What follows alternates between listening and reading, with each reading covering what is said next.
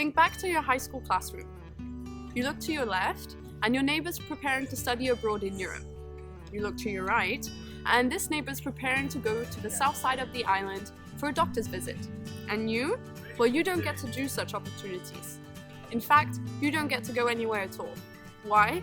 Because of your passport. How would that make you feel as a child or as a teenager? Isolated? Frustrated? Saddened even?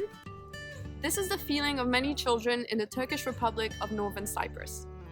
Since it is not an internationally recognized state, its passport cannot be used for international travel, and their citizens are restricted in their many opportunities.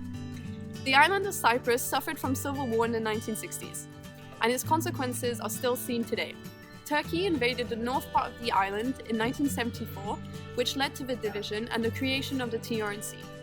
Today, the island is politically split into two, and Turkey has a very strong influence on the TNRC. We spent 2 weeks in the TNRC researching the child's right to a nationality. The information we found was frightening. The difference in power of the different passports was enormous. Legally, a passport is a gateway for many chances and opportunities, such as work, travel, healthcare, education, residency. But what we found was that this was not always the case. Some children who held a Republic of Cyprus passport had more or better opportunities than a child who just had a TNRC one.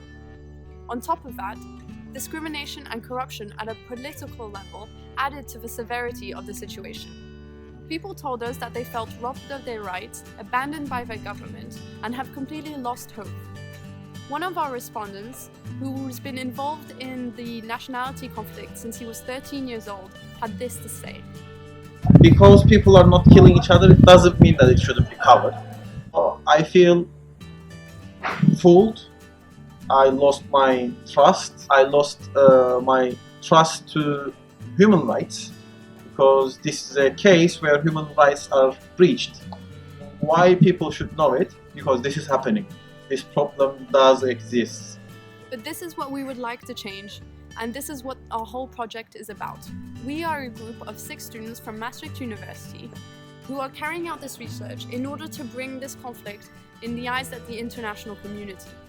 We want to create a safe space for change to ensure the protection of the human rights for all people on the island of Cyprus. This project means being able to help, protect, provide, raise awareness and care for the children of the TNRC in a non-intrusive way. Every little step that we can make with this research can influence a life in the TNRC. Without your help, we cannot carry this on. So any donation, no matter how big or small, will lead to this one step further. If you would like to be a part of this step, please donate now.